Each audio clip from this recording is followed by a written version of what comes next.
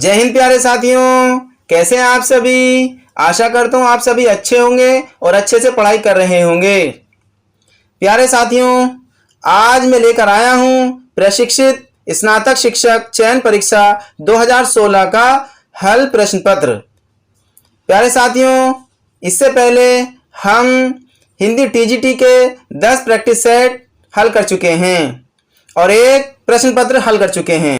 प्यारे साथियों, आज हम इस प्रश्न पत्र को हल करेंगे और साथ साथ उसकी व्याख्या भी देखेंगे। तो आज की ये वीडियो आपके लिए बहुत महत्वपूर्ण होने जा रही है। आपसे निवेदन है कि हमसे जुड़ें और आखिर तक इस वीडियो को पूरा देखें और हमारी वीडियोस पसंद आए तो हमारी वीडियोस को लाइक करें और कमेंट करें और हमसे जुड़े रहने के लिए आप हमारे चैनल को सब्सक्राइब करें। चलिए देर न करते हुए शुरू करते हैं। आज का पहला सवाल प्रश्न संख्या 1 है, सारा आकाश किसकी कीर्ति है? A Mannu Bhandari, B Rajendra Yadav, C Kamleshwar, D Agyeya. प्रश्न संख्या 1 का सही जवाब है option number B, Rajendra Yadav. चलिए थोड़ी सी व्याख्या देखते हैं। सारा आकाश 1960 में राजेंद्र यादव द्वारा लिखित रचना है। सर्वप्रथम यह उपन्यास प्रेम बोलते हैं के नाम से 1952 में प्रकाशित हुआ था। राजेंद्र यादव के अन्य उपन्यास उखड़े हुए लोग 1956, उल्टा 1958, शह और मात 1959, 1 इंच मुस्कान 1963, अनदेखे अनजान पुल 1963 तथा मंदबुद्धि 1967 आदि हैं। प्रश्न संख्या 2 देखते हैं। तार सप्तक का प्रकाशन किस सन में हुआ? ए 1930 ईस्वी, बी 1940 ईस्वी, सी 1935 और डी 1943। प्रश्न संख्या 2 का सही जवाब है ऑप्शन नंबर डी, 1943। चलिए थोड़ी सी व्याख्या देखते हैं। तार सप्तक का प्रकाशन सन 1943 में सच्चिदानंद हीरानंद वात्स्यन आज्ञेय के संपादक में हुआ था। इसी के माध्यम से प्रयोगवाद का प्रारंभ भी माना जाता है। तार सप्तक में 7 कवियों की कविताएं संग्रहित होती हैं। दूसरा सप्तक 1951, तीसरा सप्तक 1959 तथा चौथा सप्तक 1979 में प्रकाशित हुआ था। सभी सप्तकों का संपादन अज्ञेय के द्वारा ही किया गया।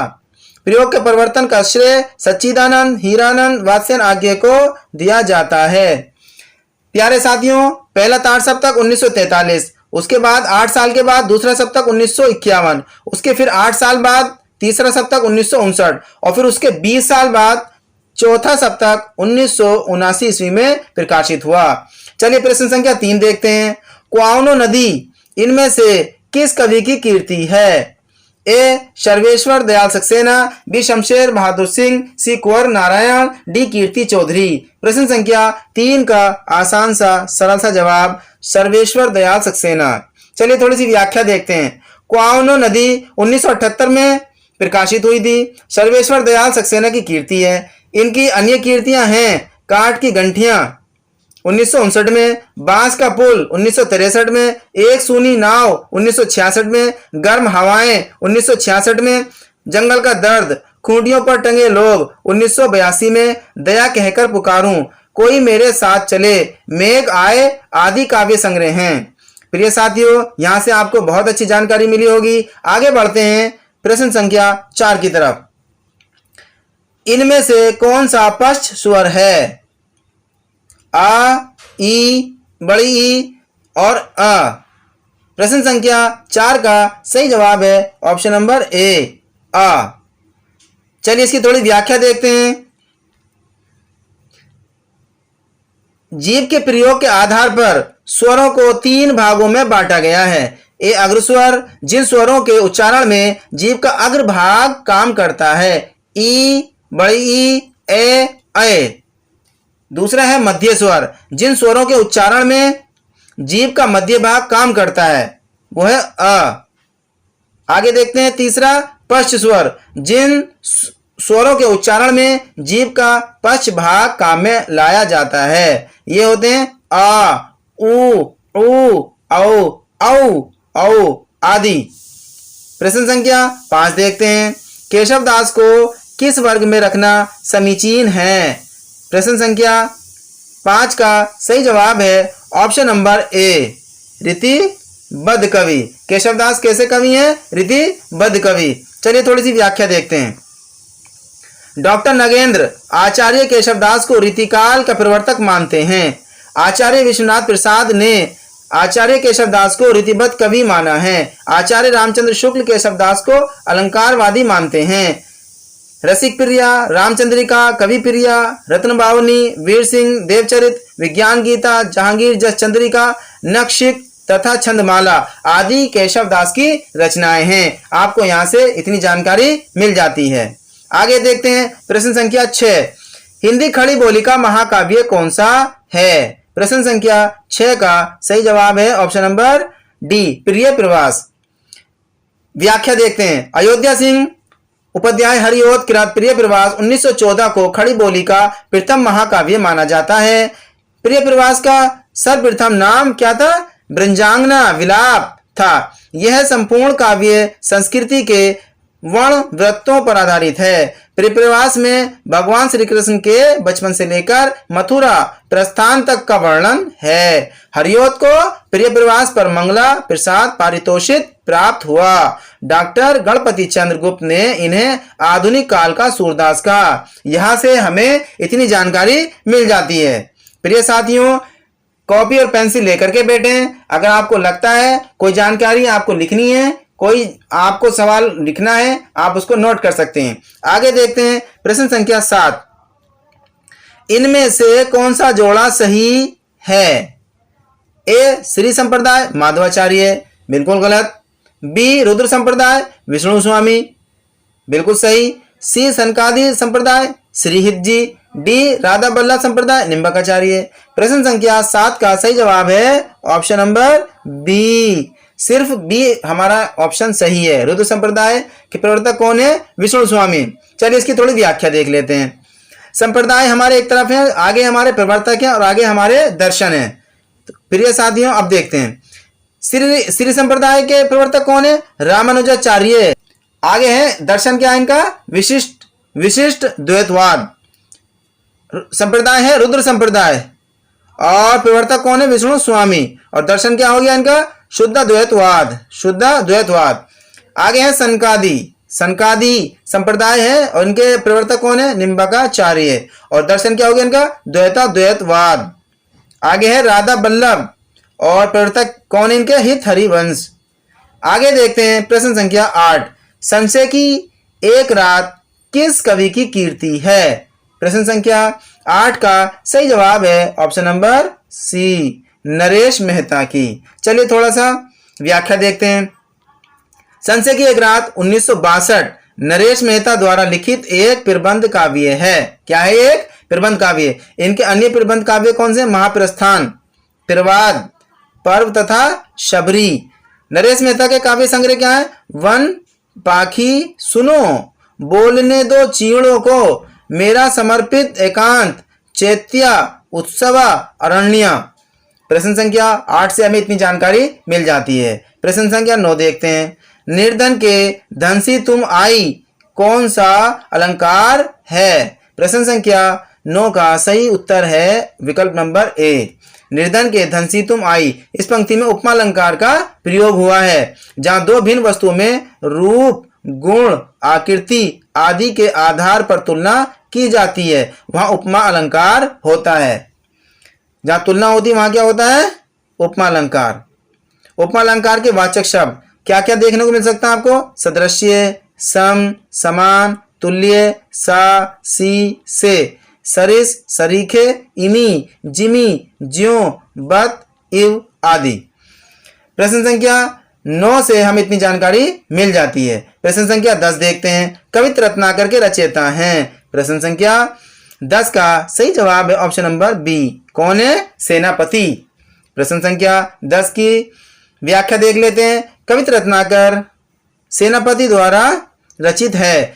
इसमें कितने छंद हैं? 394। भाषा क्या है? ब्रज भाषा। भगवान राम की कथा का वर्णन है इसमें। सेनापति का एक अन्य ग्रंथ काव्य कल्पद्रु में यह एक रीति ग्रंथ माना जाता है। प्रश्न संख्या 10 से इतनी जानकारी हमें मिल जाती है। प्रश्न संख्या 11 देखते हैं।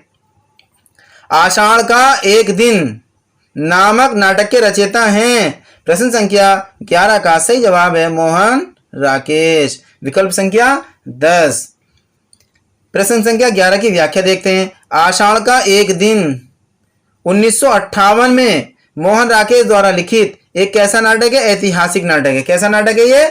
ऐतिहासिक नाटक है। ये 3 अंकों वाला नाटक है। कितने अंक है इसमें? 3 अंक। मोहन राकेश मूलतः आधुनिक विचारधारा के नाटककार हैं। इनके अन्य नाटक लहरों के राजहंस 1963 में प्रकाशित हुआ था और तथा आधे अधूरे ये भी क्या है? 1963 में। प्रश्न संख्या 11 से हमें इतनी जानकारी मिल जाती है। प्रश्न संख्या 12 देखते हैं। करते अभिषेक पयोध हैं बलिहारी इस देश की, हे मातृभूमि तू सत्य ही सगुण मूर्ति सर्वेश की। इन पंक्तियों में कौन सा छंद है? प्रश्न संख्या 12 का सही जवाब है उलाला। चलिए इसकी थोड़ी व्याख्या देखते हैं। करते अभिषेक पयोध हैं बलिहारी इस देश की, हे मातृभूमि तू सत्य ही सगुण मूर्ति सर्वेश की। इस पंक्ति में उल्लास छंद का प्रयोग हुआ है।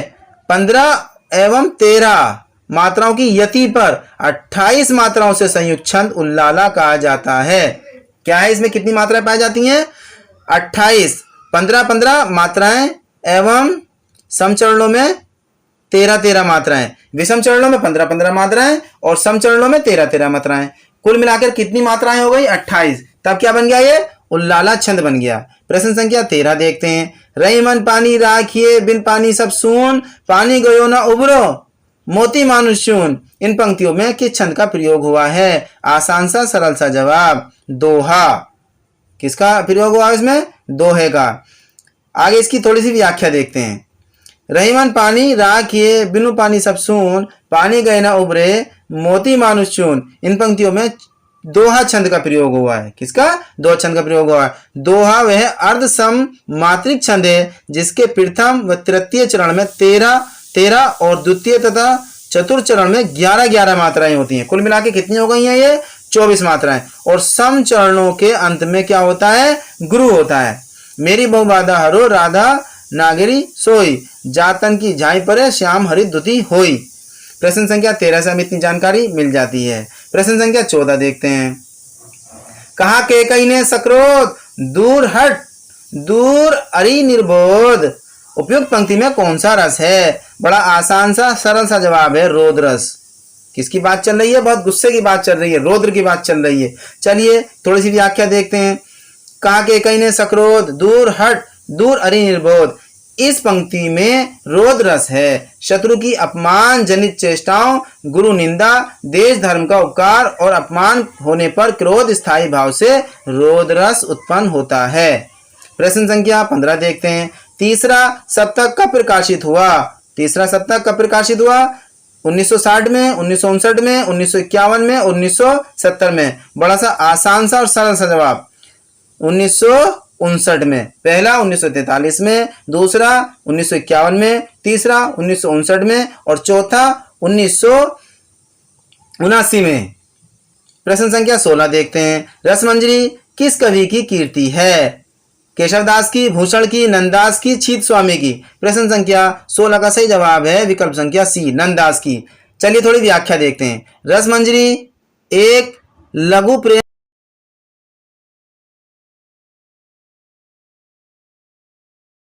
प्रेमाख्यान काव्य है जो अष्टछाप के सबसे छोटे कवि नंददास, अष्टछाप के सबसे छोटे कवि कौन है? नंददास द्वारा रचित है। अनेकार्थ मंजरी, मान मंजरी, सुदामा चरित्र,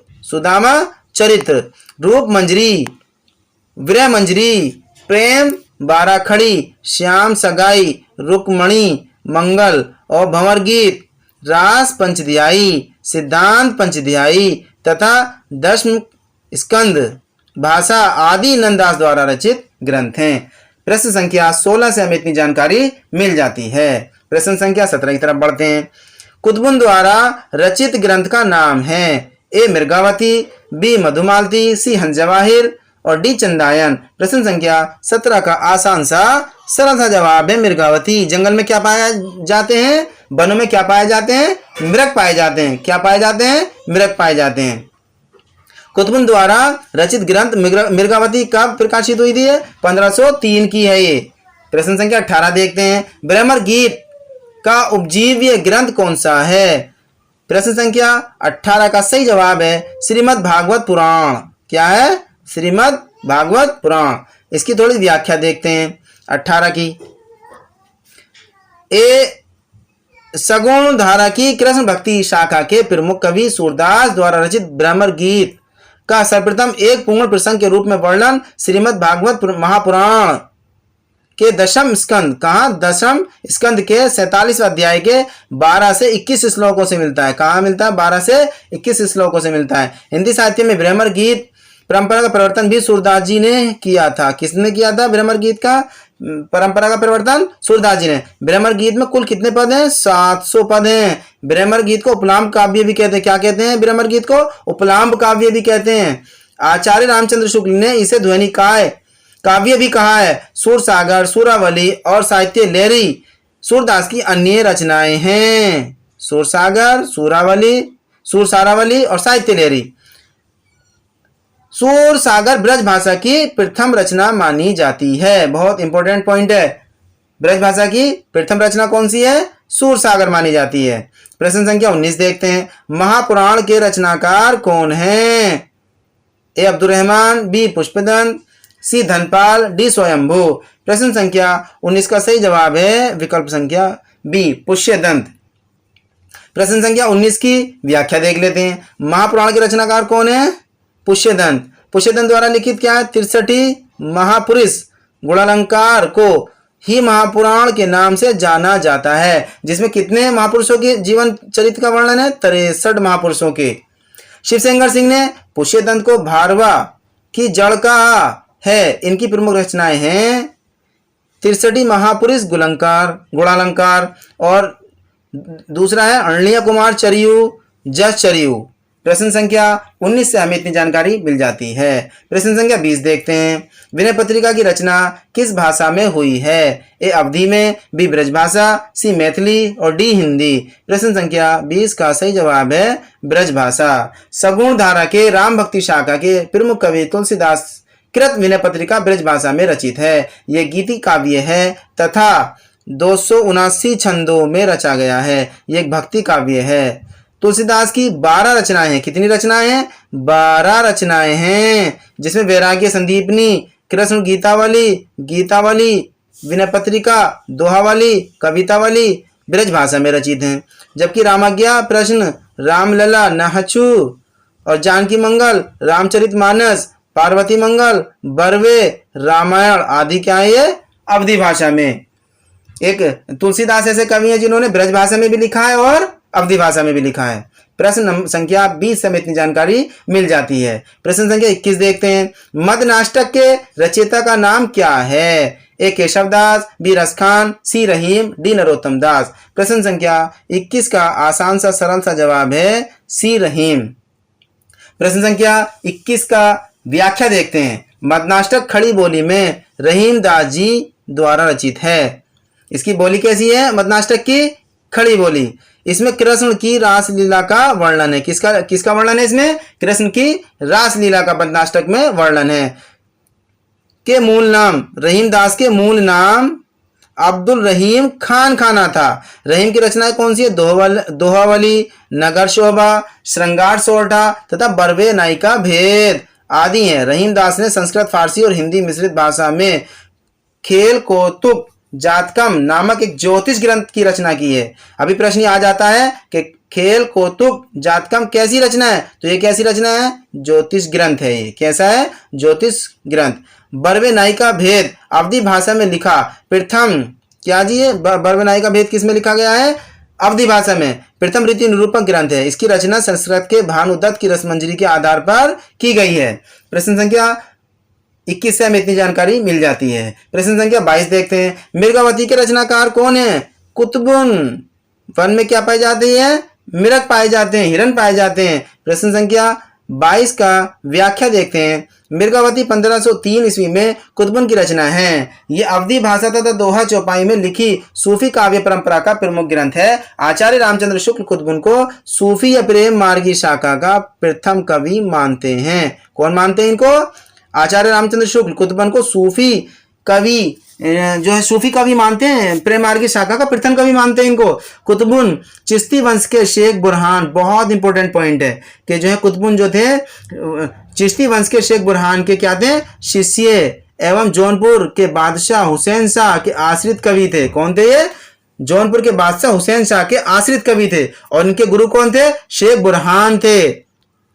मिर्गावती में चंद्रनगर के गणपति देव के राजकुमार और कंचनपुर की रानी रूप मुरारी की कन्या मिर्गावती की प्रेम कथा का वर्णन है। प्रश्न संख्या 22 से हमें इतनी जानकारी मिल जाती है। प्रश्न संख्या 23 देखते हैं। इनमें से कौन सा उपन्यास यशपाल का नहीं है? दादा कामरेड, कब तक पुकारूं, दिव्या, झूठा सच।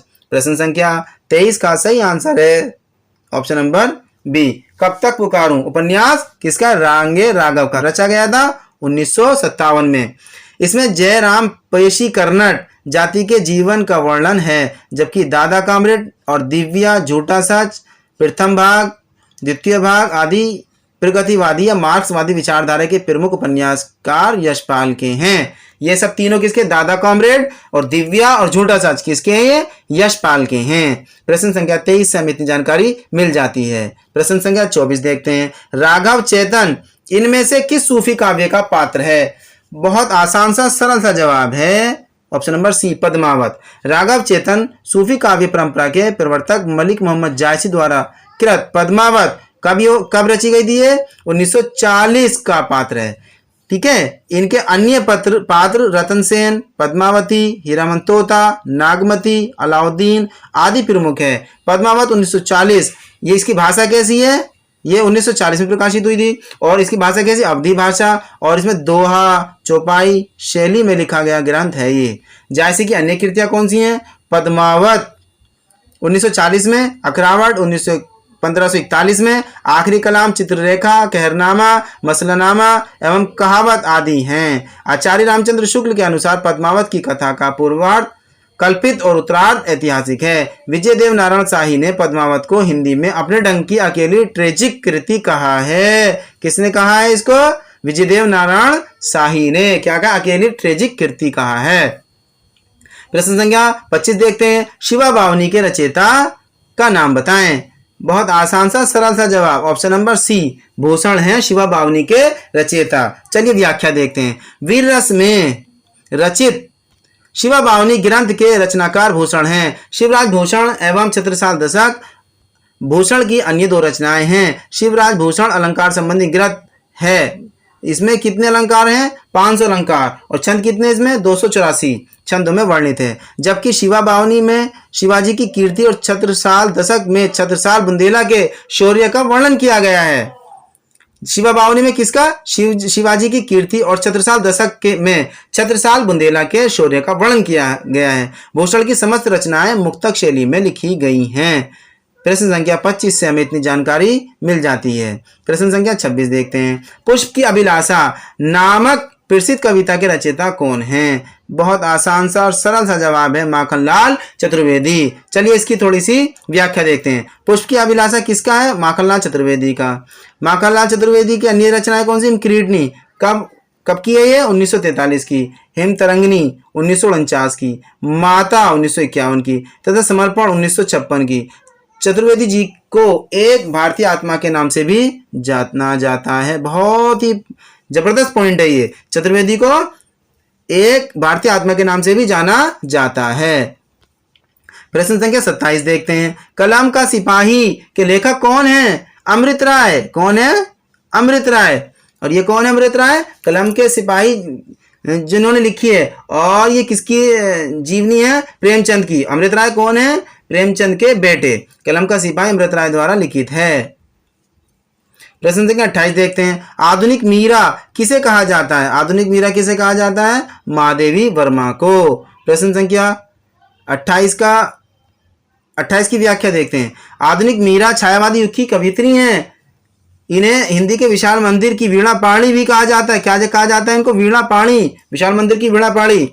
और ये छायावाद के 4 स्तंभों में से एक हैं। महादेवी वर्मा को बौद्ध दर्शन से प्रभावित रहस्यवादी कवियत्री के रूप में स्वीकार किया जाता है। इनका सर्वाधिक प्रिय प्रतीक दीपक और बादल क्या है? दीपक और बादल हैं। जबकि सुभद्रा कुमारी चौहान राष्ट्रीय एवं सांस्कृतिक काव्यधारा की कवियत्री हैं। मन्नू भंडारी एवं उषा प्रियवंदा आधुनिक युगधारा की कथाकार हैं। प्रश्न संख्या 28 से इतनी जानकारी हमें मिल जाती है। प्रश्न संख्या 29 देखते हैं। प्रकृति का सुकुमार राजकुमार किसे कहा जाता है? सुमित्रा नंदन पंत जी को कहा जाता है। चलिए इसकी व्याख्या देखते हैं। प्रकृति का सुकुमार कवि और राजकुमार किसे कहते हैं? सुमित्रा नंदन पंत को। पंत को कोमल कल्पनाओं का कवि भी कहा जाता है। सुमित्रा नंदन पंत मूल रूप से अरविंद दर्शन से प्रभावित थे। किससे थे? अरविंद दर्शन से प्रभावित थे। पंत को महत्वपूर्ण कविताओं का संकलन चिदंबरा शीर्षक से प्रकाशित है, जिस पर इन्हें क्या हुआ था? भारतीय ज्ञानपीठ पुरस्कार 1968 में प्राप्त हुआ था। चिदंबरा पर इनको ज्ञानपीठ पुरस्कार मिला था 1968 ईस्वी में। प्रश्न संख्या 29 से हमें इतनी जानकारी मिल जाती है। प्रश्न संख्या 30 देखते हैं। इनमें से कौन संत कवि नहीं है? प्रश्न संख्या 30 का आसान सा सरल सा जवाब है, कौन नहीं है संत कवि? तुलसीदास। तुलसीदास राम भक्ति शाखा के सगुण काव्य धारा के प्रमुख कवि हैं, जबकि कबीरदास, सुंदरदास, मलुकदास आदि भक्ति काल के निर्गुण धारा के ज्ञानश्री शाखा के प्रतिनिधित्व कवि हैं। प्रश्न संख्या 30 से हमें इतनी जानकारी मिल जाती है। प्रश्न संख्या 31 देखते हैं। मुझे चांद चाहिए किस विधा की कृति है? कविता, नाटक, कहानी, उपन्यास। प्रश्न संख्या 31 का सही जवाब है ऑप्शन नंबर डी, उपन्यास विधा की कीर्ति है। इसकी चले व्याख्या देखते हैं। मुझे चांद चाहिए 1993 में प्रकाशित हुआ था। सुरेंद्र वर्मा का प्रसिद्ध उपन्यास है। इसके लिए उन्हें सन 1996 में साहित्य अकादमी पुरस्कार से सम्मानित किया गया था। सुरेंद्र वर्मा के अन्य उपन्यास अंधेरे से परे 1980 और दो मुर्दों के लिए गुलदस्ता 1996 आदि हैं। प्रश्न संख्या 31 से हमें इतनी जानकारी मिल जाती है। प्रश्न संख्या 32 देखते हैं। अशोक ने पत्र पढ़ा, क्या हो जाएगा? इस वाक्य में कौन सा कारक है? कर्ता कारक है। इसमें कौन सा कारक है? कर्ता कारक है। अशोक ने पत्र पढ़ा, इस वाक्य में कर्ता कारक है। वाक्य में जो शब्द काम करने वाले के अर्थ में आता है उसे कर्ता कारक कहते हैं। चलिए इसको थोड़ा सा डिटेल में पढ़ते हैं। कारक एक तरफ कारक है, एक तरफ उनकी विभक्ति है। कर्ता ने कर्म को करण से, संप्रदान को या के लिए, अपदान से अलग, संबंध का की के, रारी रे, अधिकरण में या पर, संबोधन हे, अरे, ए, रे। प्रश्न संख्या 33 की तरफ बढ़ते हैं। पायो जी मैंने राम रतन धन पायो, वस्तु अमलोक दी, मेरे सदगुरु कृपा करी अपनायो। उपयुक्त पंक्ति में कौन सा रस है? बड़ा आसान सा सरल सा जवाब है भक्ति रस। क्या है इसमें? भक्ति रस। इन पंक्तियों में भक्ति रस है हृदय के हृदय में भक्ति या संस्कार रूप में स्थित ईश्वर विषयक स्थायी भाव, जब विभाव, अनुभव और संचारियों द्वारा पुष्ट होकर जब रसावस्था में पहुंचता है तब भक्ति रस की उत्पत्ति होती है। प्रश्न संख्या 34 देखते हैं। हर शब्द का विलोम शब्द क्या है? प्रश्न संख्या 34 का सही जवाब है विषाद। प्रश्न संख्या 35 देखता हूं। मैं आदर सहित नमस्कार करता हूं, वाक्य का शुद्ध रूप है। प्रश्न संख्या 35 का सही जवाब है मैं सादर नमस्कार करता हूं। प्रश्न संख्या 36 देखते हैं। मुंडा परिवार का क्षेत्र कौन सा है? मुंडा परिवार का क्षेत्र कौन सा है? छोटा नागपुर। कौन सा है? छोटा नागपुर। प्रश्न संख्या 37 देखते हैं। इनमें से कौन सा शब्द पुल्लिंग है? ए डिबिया, बी दात्री, सी खटमल और डी जीप। प्रश्न संख्या 37 का सही जवाब है खटमल। प्रश्न संख्या 38 देखते हैं। ब्रज भाषा का विकास इनमें से किस प्राकृत अपभ्रंश से हुआ है? प्रश्न संख्या 38 का सही जवाब है शौरसेनी से। चलिए थोड़ा सा भाषाओं के बारे में पढ़ लेते हैं। प्रश्न संख्या 38 का थोड़ी व्याख्या देखते हैं। एक तरफ अपभ्रंश है, एक तरफ भाषा है और एक तरफ बोली है। तो अपभ्रंश कितने हैं? शौरसेनी, अर्धमागधी अपभ्रंश और मागधी अपभ्रंश। अब ये देखते हैं शौरसेनी से कौन कौन सी उपभाषाएं निकली हैं। पश्चिमी हिंदी, राजस्थानी, पहाड़ी हिंदी। और पश्चिमी हिंदी में कौन कौन सी आती हैं? कोरवी, हरियाणवी या बंगारू और ब्रज भाषा बुंदेली, कन्नौजी। 5 तो आ गई पश्चिम हिंदी में। और राजस्थानी देखते हैं मारवाड़ी, जयपुरी, मेवाती, मालवी। 4 आ गई राजस्थानी में। पहाड़ी हिंदी में कौन कौन सी आ गई? कुमाऊनी, गढ़वाली। और आगे आ गई पूर्व हिंदी में कौन सी होगी? अवधी, बघेली, छत्तीसगढ़ी, ABC। प्रश्न और बिहारी हिंदी में कौन सी आ गई? भोजपुरी, मगही, मैथिली। इस तरह से हमने जो है अपभ्रंश और उपभाषा और बोली को हमने याद कर लिया। प्रश्न संख्या 39 देखते हैं। इनमें से कौन सा युग्म अघोष ध्वनि है? अघोष ध्वनि है। प्रश्न संख्या 39 का सही जवाब है ऑप्शन नंबर सी, घोषवर्ण। चलो इसकी थोड़ी सी व्याख्या देखते हैं। घोषवर्ण में क्या होता? प्रत्येक वर्ग का 3, 4 व 5 वर्ण, तीसरा, चौथा व 5वां वर्ण क्या होता है? घोषवर्ण होता है। और उसके साथ साथ ये, रे, ले, वे है, ये, रे, ले, वे है प्लस स्वर, ये सब क्या कहलाते हैं हमारे पास? घोषवर्ण। घोषवर्ण कहलाते हैं। आगे है अघोष वर्ण, प्रत्येक वर्ग का पहला व दूसरा वर्ण और प्लस से, ये क्या होते हैं?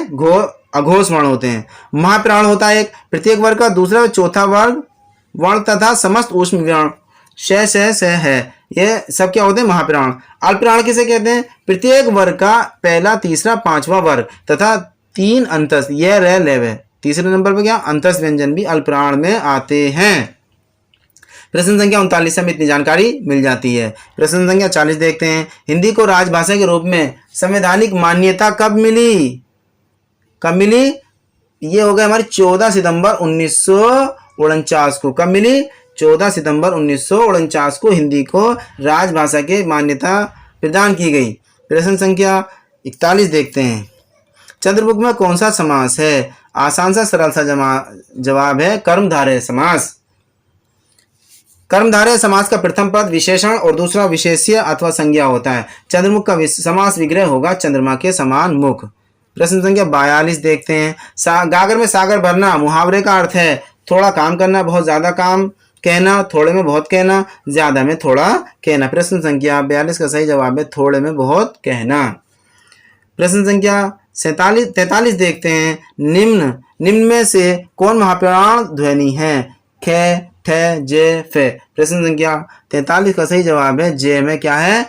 महाप्राण ध्वनि है। महाप्राण किसे कहते हैं? प्रत्येक वर्ग का दूसरा व चौथा वर्ण, प्रत्येक वर्ग का दूसरा व चौथा वर्ण तथा समस्त ऊष्म व्यंजन से है, ये सब क्या हो गए? महाप्राण। अल्पप्राण में कौन कौन से आते हैं? पहला, तीसरा, 5वां। और वर्ण तथा अंत्यस्थ व्यंजन कौन से आते हैं इसमें? ये, रे, ले, वे। उपयुक्त ध्वनि में जे महाप्राण ध्वनि नहीं है, ये अल्प प्राण ध्वनि है। प्रश्न संख्या 44 देखते हैं। निम्नलिखित में से नीलकंठ कौन सा शब्द है? ऋण, यौगिक, योग ऋण, इनमें से कोई नहीं। प्रश्न संख्या 44 का सही जवाब है ऑप्शन नंबर सी, योग ऋण।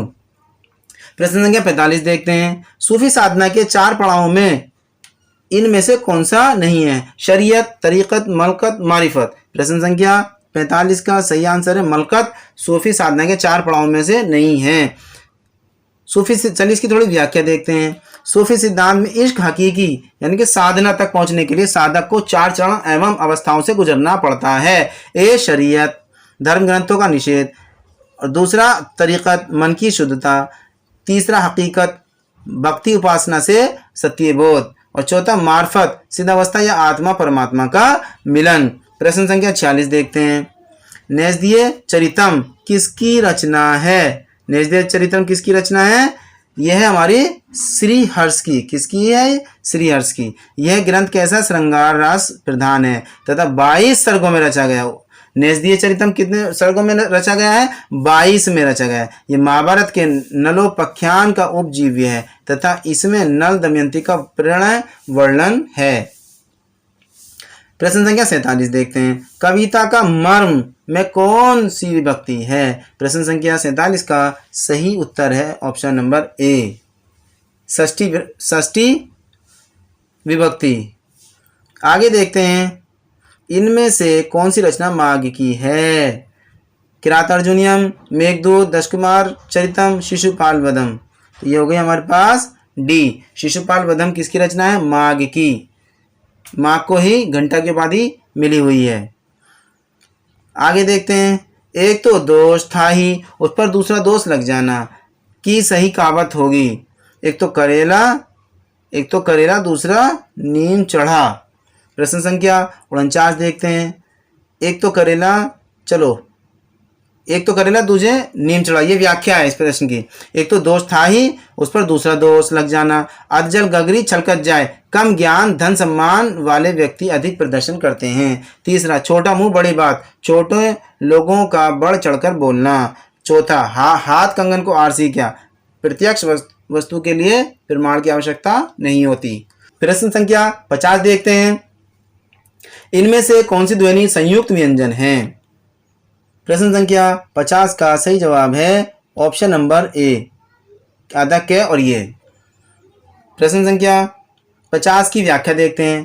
के प्लस ये ध्वनि संयुक्त व्यंजन है। संयुक्त व्यंजन उसे कहते हैं जहाँ दो व्यंजन मिलकर नए सार्थक व्यंजन का निर्माण करते हैं, जबकि हिंदी वर्णमाला में मूलतः 4 संयुक्त व्यंजन हैं। कौन कौन से? छह क्षत्रिय, तेरह त्रिशूल, गैसे ज्ञानी और श्रेय से श्रमिक। प्रश्न संख्या 51 देखते हैं। भारतेंदु युग का एक अन्य नाम क्या है? इसका एक अन्य नाम क्या है? पुनर्जागरण काल। Option number C is the correct answer. प्रश्न संख्या 52 देखते हैं। नाथ संप्रदाय के प्रवर्तक इनमें से कौन थे? प्रश्न संख्या 52 का सही जवाब है option number A, Gorakhnath. Gorakhnath को नाथ संप्रदाय का प्रवर्तक माना जाता है। इनके गुरु का नाम क्या था? मच्छेंद्रनाथ। गोरखनाथ ने पंचली के उच्चालक्ष्य ईश्वर प्राप्ति को लेकर हठयोग का प्रवर्तन किया। हठयोग में हा का अर्थ है सूर्य और ठा का अर्थ है चंद्रमा।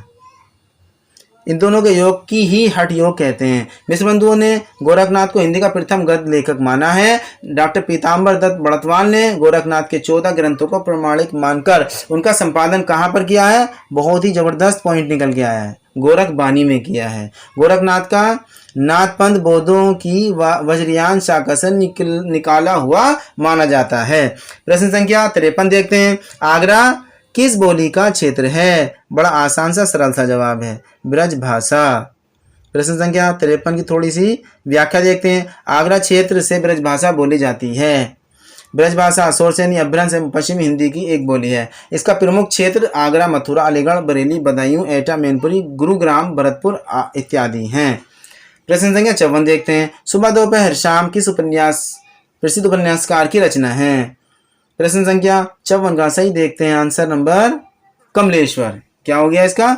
कमलेश्वर की है सुबह दोपहर शाम।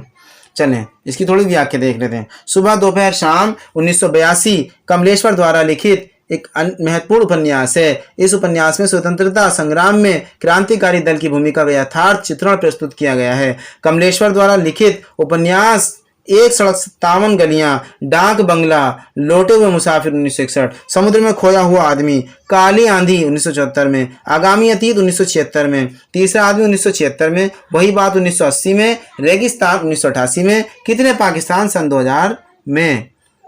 तो ये प्रश्न संख्या 54 से हमें इतनी जानकारी मिल जाती है। प्रश्न संख्या 55 देखते हैं। राहुल संकृत्यायन ने हिंदी का पहला कवि किसे माना है? आसान सा सरल सा जवाब, सरहपा को। किसको माना है? सरहपा को माना है। प्रश्न संख्या 55 का व्याख्या देखते हैं। राहुल संकृत्यायन ने सरहपा को हिंदी का प्रथम कवि माना है। पुंडको या पुंड को किसने माना? शिव सिंह सेंगर या गिरिशन मिश्र बंधु ने माना है पुंड को हिंदी का प्रथम कवि। दूसरा, सरहपा को किसने माना है? राहुल संकृत्यायन ने माना है सरहपा को। स्वयंभू किसने माना है? राम कुमार वर्मा ने स्वयंभू को माना है। गौड़ीय संप्रदाय के प्रवर्तक आचार्य थे वल्लभाचार्य, माधवाचार्य, चैतन्य प्रभु, महाप्रभु, स्वामी हरिदास। अब देखते हैं व्याख्या। गौड़ीय संप्रदाय, इसका आंसर सही है हमारा ऑप्शन नंबर सी। क्या है आंसर इसका? सी, चैतन्य महाप्रभु। इसकी थोड़ी सी डिटेल देखते हैं।